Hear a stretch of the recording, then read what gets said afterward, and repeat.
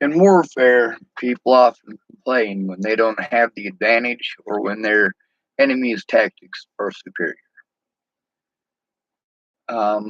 There's two types of British fighting that, because the British were the best in the world at these things, most armies at the time were modeled after them.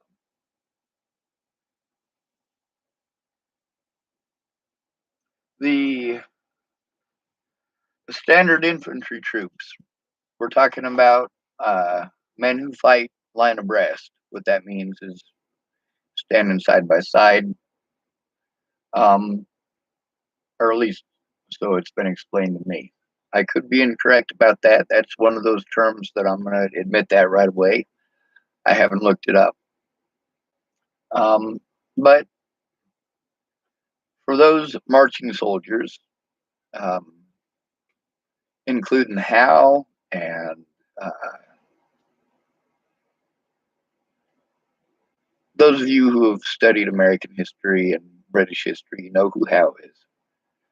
Um, they all complained that the people who fought like the Native Americans, you hide out in the woods, you pick ambushes, you keep moving, you stay behind cover.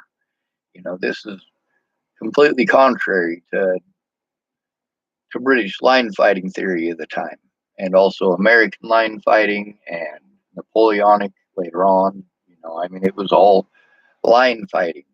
Groups of men standing there and concentrating fire. Basically, you were using 150 people as your machine gun.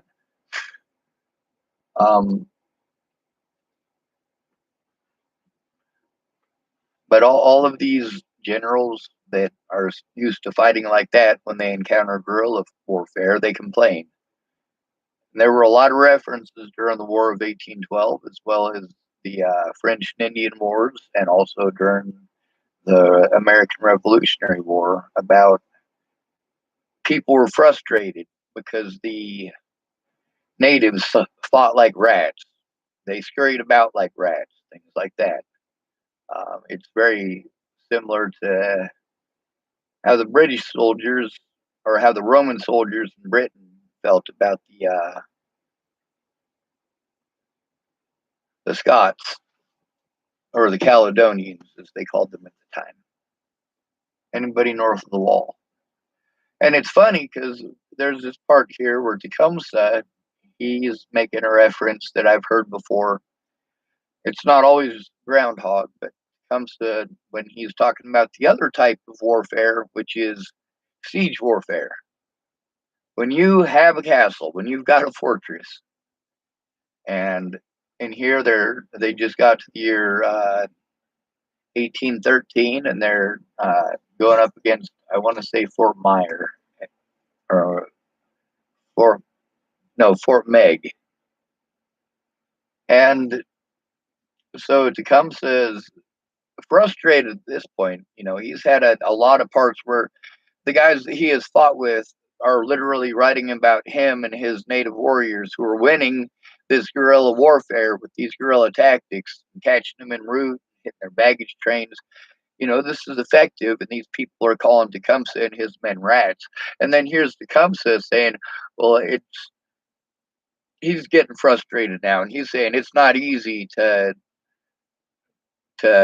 fight somebody who acts like a groundhog or acts like a gopher. Like Tecumseh wanted to fight, and here's these people like, yeah, we're not going to fight. We're just going to sit back here behind our walls. You got to find a way to get yourself over the wall, which means you got to carry the gear for that. Oh yeah, and you're going to want to fight once you get to the wall. We have the height advantage because we're on top of the wall. We've got wooden stockades all the way around us. I mean, we're pretty well protected. So when people don't have the advantage, they start referring to other people as animals. And the more frustrated you are, the more likely you are to treat your opponent like an animal. The more infuriated you get, the more likely it is that you're going to allow ungentlemanly things like General Cornwallis did, and General Churchill. Both those guys thought that they were going to end their careers as illustrious gentlemen, but when it all came down to it, both of them ended up being a couple of bastards.